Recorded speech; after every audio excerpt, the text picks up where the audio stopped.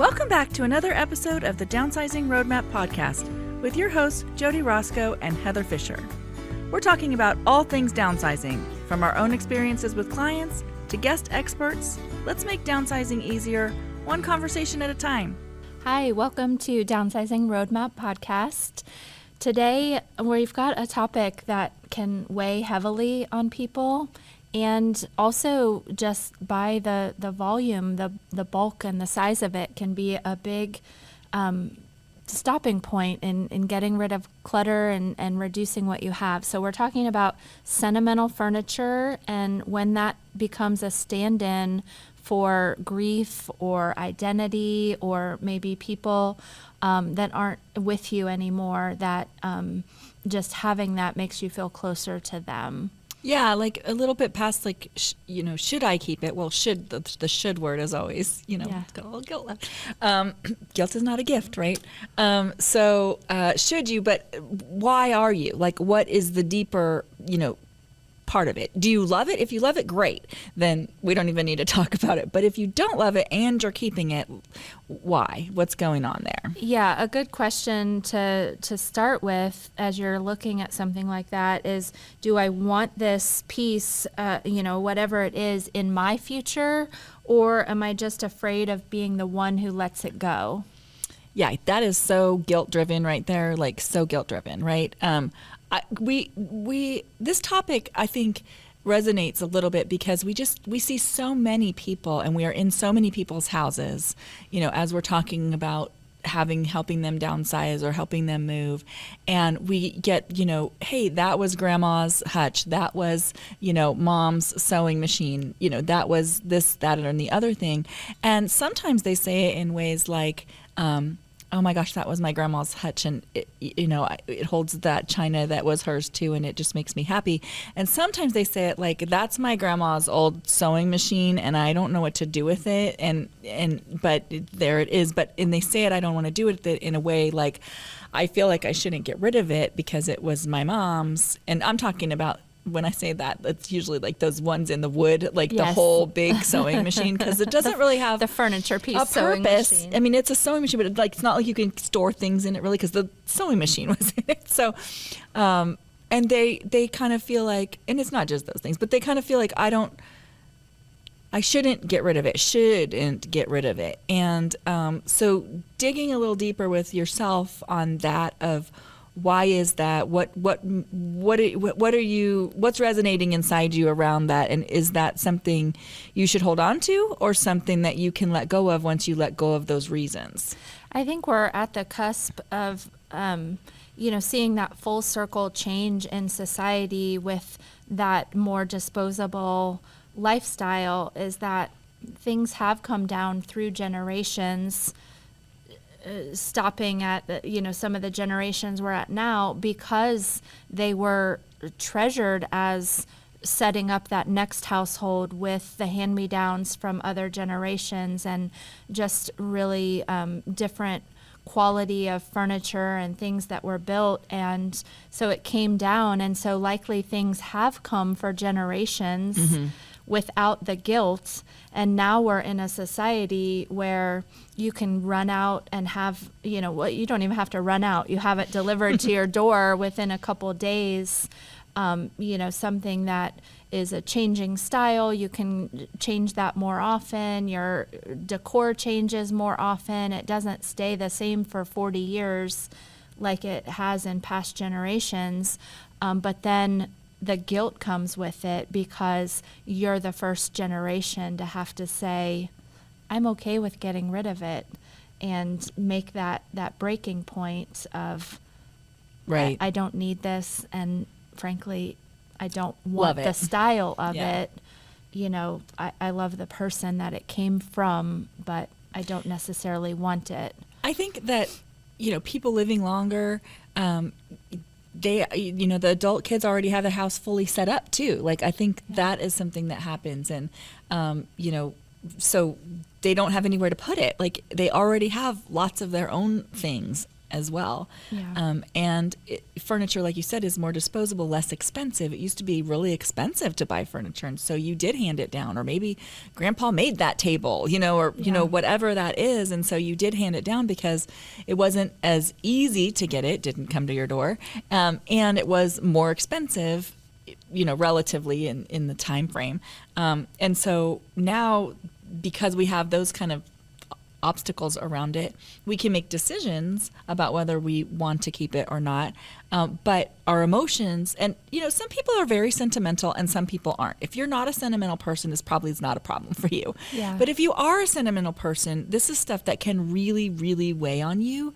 And stuff is heavy, I think, physically heavy, but also very emotionally heavy.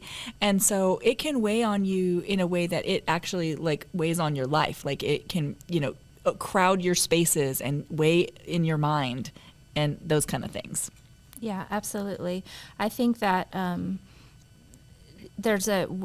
when someone's household is dealt with when they pass away too, a lot of things get moved in that, I need to get this out of the house, and, a feeling of perceived value of because things are bigger, furniture, whatever, that it has more of a value, and just giving it all away feels bigger than it actually is in a monetary value. Yeah. Just because of its big, its size. Yeah. It's not 2 boxes at the, donation center. It's a truck full of things. So it comes where maybe it shouldn't. And then you have the feeling of ownership layered on top of it.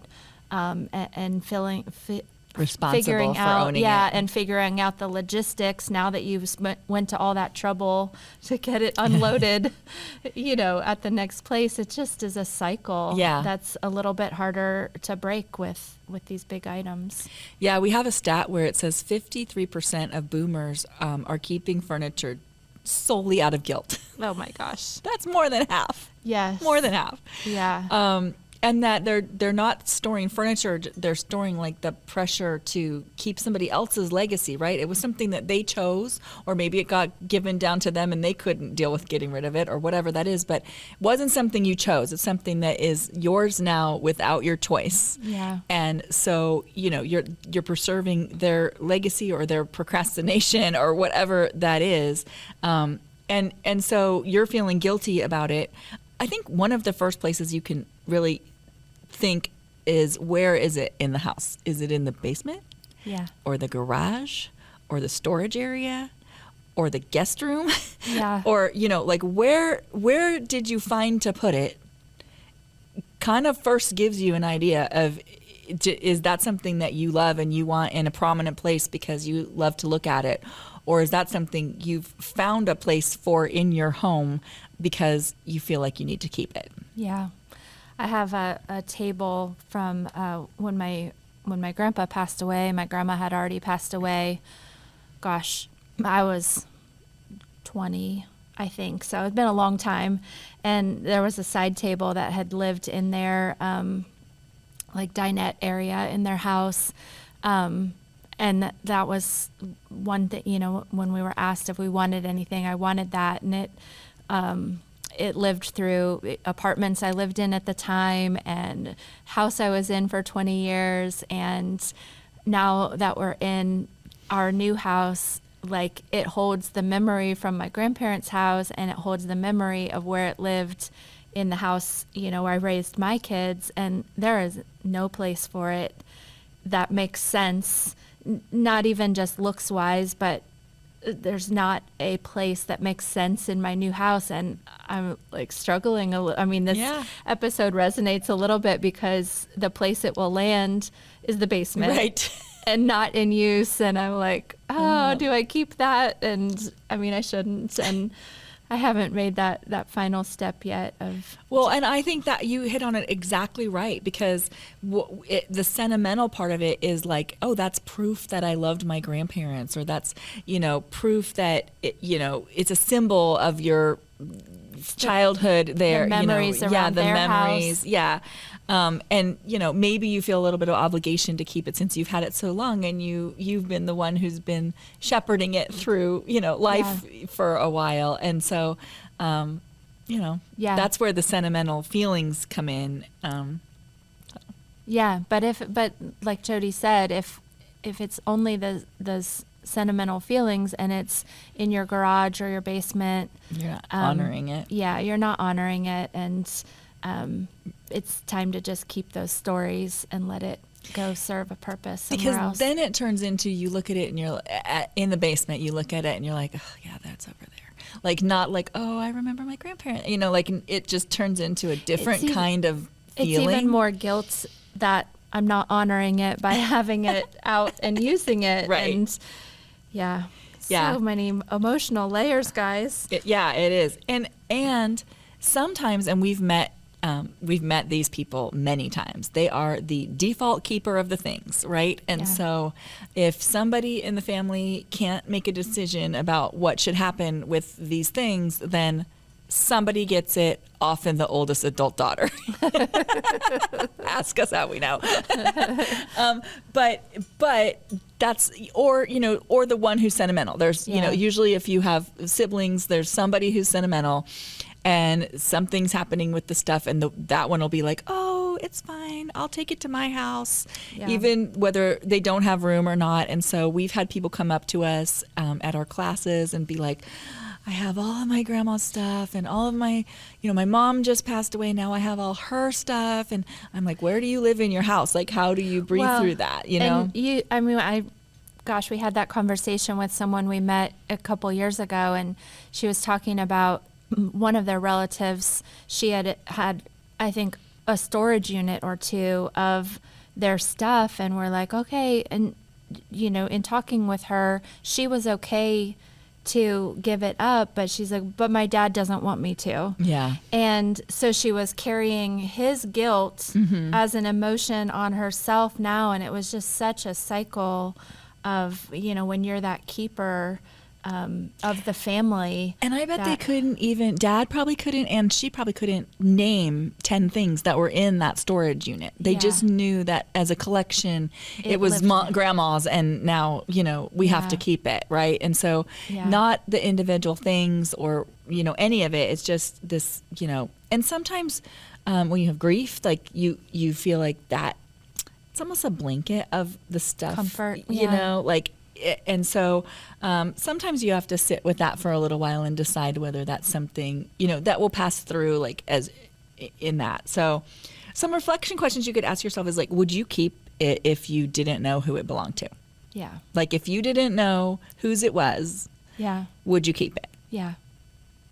Would you keep the table if you didn't know whose it was?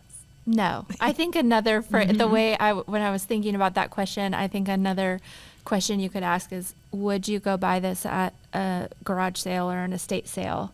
Because it is it's your family's, but it's still a used thing. Right. Would you buy it again? Would you go buy it again at a thrift store or an estate sale or a garage sale? Yeah. Would you pick that out? Yeah. Are you preserving that person, or are you just avoiding the pain of letting it go? Or does letting that piece of furniture feel like letting the person go, right? I think that's where it kind of gets all left, jumbled up in the emotion of, you don't want to let your memories of that person go, or let, feelings of that person go. And so that thing kind of gets stuck in the middle of it. Even though it's just stuff, it gets kind of stuck in there. Well, we've talked about this so many times, but I think it's the crux of the situation is when you are holding on to things because of who they belonged to, how many things is that? Right. And by making a conscious choice to honor those things that represent them best, or represent memories between the two of you best, or represent their legacy best, then you are truly honoring that person. But when you're burdening yourself with the bulk of everything they owned to some degree, then that is never the path that's going to make you feel the best inside, or treasure and honor that person in the best way. Yeah, because I mean, I have lots of things in my house that aren't any kind of a legacy about me or, who I am or who I was or, like even in a different time in my life, like they're just there because they've been there. Yeah. And so trying to decide without the stuff, without looking at it, without, like thinking of the person and maybe journaling a little bit about what what your memories are of them as a legacy and, kind of coming up with that. And then looking at that thing within the framing of that is, does that fit into that? Yeah. Yeah. And you can only keep 10 or 15 things, maybe tell yourself, that fit into that framing. And is this one of the most important things? And I'm not saying that because we think you should let go of everything. I'm saying that because the more things you have, the less things are special, right? And so you can't honor all the things. It just doesn't work like that. And you genuinely, if you really think about it, you don't love them all the same.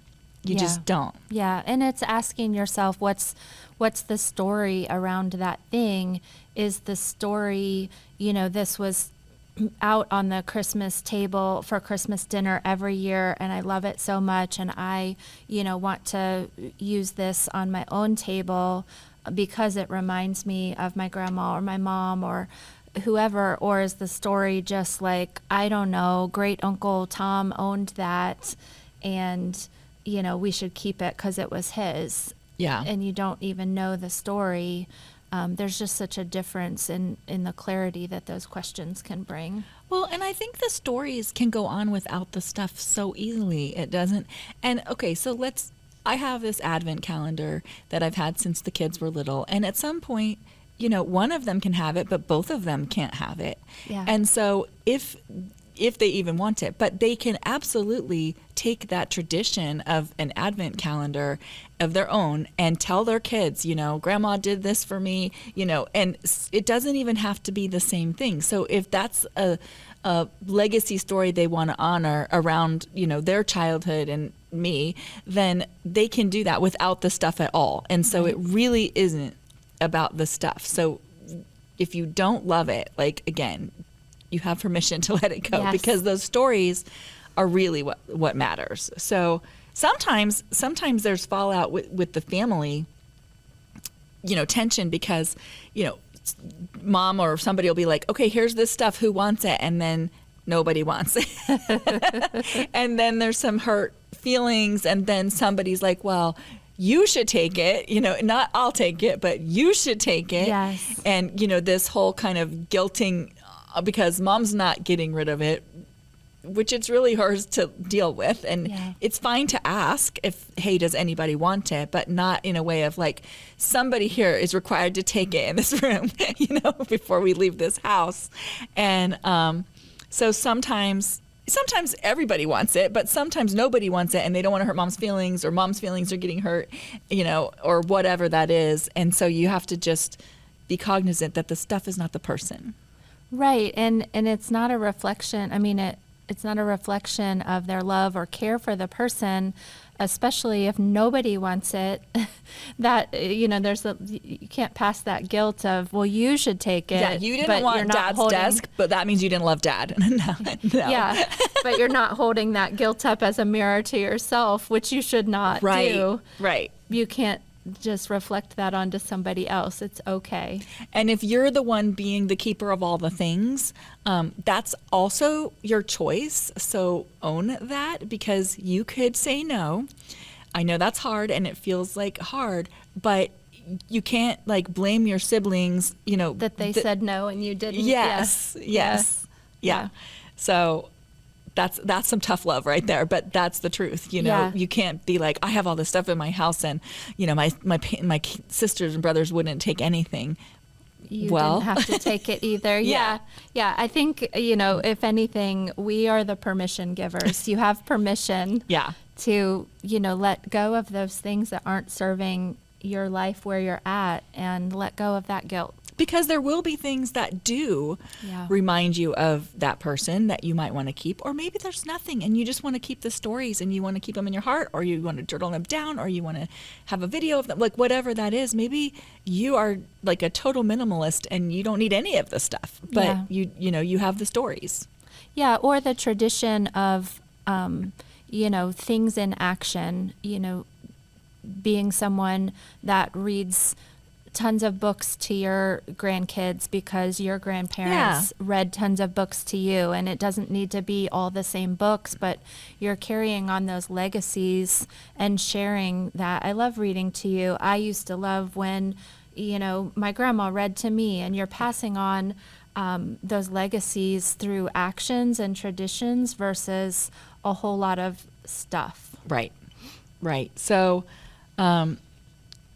guilt, resentment, like these are not things that we want to have, looking at an object, have that emotional reaction to, right? We don't need things in our house that when we look at them, we feel guilty or we feel resentful or, any of that. So if that's what's happening, like, I don't want this item, but I feel terrible to let it go. The I don't want this item is the end of the sentence, honestly. But I think starting with that's normal. Yeah. There's lots of situations where lots of us have that same tug of war. And then it's just getting to that, okay, but the I don't want it is the end of the sentence. So, I think we've all at various times struggled with that guilt of, well, someone else wants me to keep this or do this, but I don't want to. And just getting past that. So remember, though, that they didn't make the decision to let it go either. Like them wanting you to have it was them not making a decision. Right. And so, we've had people who have, designed their whole room around mom's piano that nobody plays and they don't even like it. Or, other things that they just feel like I had to keep that. And they don't love it. So life's short, guys. Like, love the space you're in. Don't live in a house where you're feeling guilty and resentful when you look at the things that are there. All of those, little pings of emotion will hit you every day in your space. And it's just not a way to live, walking by, even if you're not consciously thinking about it. It's in there if you truly don't like it and love your space because you've burdened it with these things you should keep. That's hitting you at a level every day a little bit, and you can gain so much by just cleaning that out. Yeah, and are you making decisions on love or fear? Like from love or fear? Fear is I'm going to forget them. I'm going to, feel bad if I let it go. Love is like, oh my gosh, I look at that thing and I remember my mom sitting in that chair and it makes me so happy. Right? It should feel like that, or it should. We're giving you the permission to let it go, and give yourself that permission. Really think about it and be like, okay, it's okay. I can still love that person and not keep every single thing they owned or way too many things they owned or any of the things they owned. Yeah, so there's definitely ways that you can, keep that story alive without keeping all the stuff, creative ways, meaningful ways, but photographs are great. We're advocating curating your photos down to those important things, but this would be a great thing to have, a framed photo of, grandma at that piano. Right. Sitting in the chair. Sitting in that, whatever. playing that. Mm-hmm. And, if you've had it for a long time and you had another generation that enjoyed it, side-by-side photos. Those are wonderful ways to get rid of some of the bulk, but to keep it. And make sure you're making notes on your photos if you have physical photos of who it is and time frames. That makes the story a lot easier to keep going. You can even video story, right? Like you can do journaling, any of that stuff, photos and a little journal under it about what it is. Yeah. Make a little video around it. Take a little piece of it. If it's a whole armoire or dresser or something, you could take a little knob or take a little piece of the upholstery and put it into something else, put it into a little book and write about it. I think there's lots of ways you can repurpose things if they're not getting use in the way that they currently are. We see lots of china hutches get converted to bar cabinets or coffee cabinets, things like that. Maybe taking the top piece, those big, sometimes 2-piece hutches, you could use, the bottom as a piece of furniture that works in your house. Painting or restaining things. Yeah. When you're continuing that story in a way that you do love the new style, you don't have to feel bad about the changes. Like Jody said, you could take just the drawer pulls off of an older piece of furniture and reuse those on something that fits in your home better. Or, there's lots of projects if you're handy, converting like bed headboards into benches and entry tables and all the things I don't know how to do myself. Yeah, just go on Pinterest, you'll see all the things. Yeah, lots of ways to keep a piece of it just reused in a smaller way or a different way that works for you.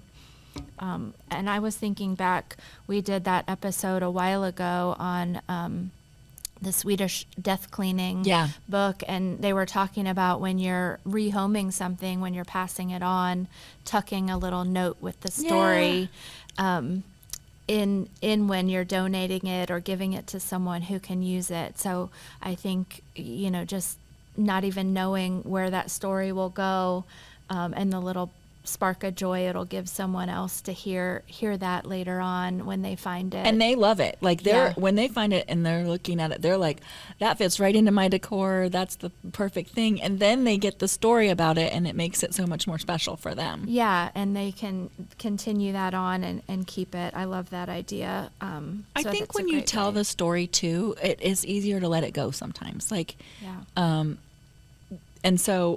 And people hear the story and you just share the story. Sometimes that's enough. And you realize the thing isn't that important once you've said the story. Yeah, absolutely. And then you're just kind of passing it on with that note to the wind. Yeah. I love that. And I like it too. You can create a legacy album or a legacy box if it's a lot of things from one person, and that's back to curating what are the most special places. Maybe you have a shelf, where you're displaying a couple of those most important items as a comfort to you to see every day, but you're really making it a legacy and not just a basement full of boxes you're not sure what's in there, or rooms of furniture that doesn't give you purpose or love of them. Yeah. And things can be really cool or interesting or whatever and still not have a place in your life. And that's okay. Like somebody else is going to really appreciate them and pass that on. Yeah, I think that is always the best way to look at it. If it's not serving you, who could it serve? Either in a functional way or just a love of the unique items. Yeah. And if you find, oh my gosh, I really do love that, then put it somewhere where you can see it, in a place of honor that makes you really, appreciate it. And if you don't feel like you want to do that with the item, then that's telling you something too. Yeah. And when you're looking to rehome things, I think we see this, I've seen this, if you've had something for a long time, definitely check with family first, because something that might have been a no at the phase that they were in at the first time, you can definitely ask again and say, okay, I've had this bedroom set from mom and dad's house, in my spare bedroom, but we're redoing it. Who wants it now? And there may be those younger generations that are at their first apartment, or, phases that they weren't at the first time things were asked about. Yeah. So do make sure you check with family, but if it's a no pressure, no guilt, right, then you find, someone else that can use it.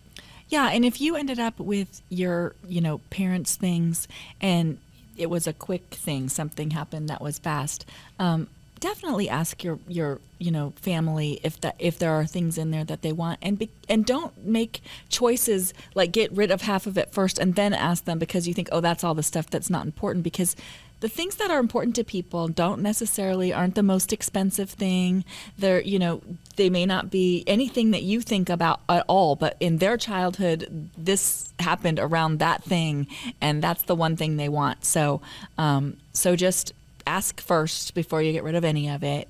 And then, again, no guilt if they don't want to. Yeah. It's okay. Guilt is not a gift. Right. Yeah.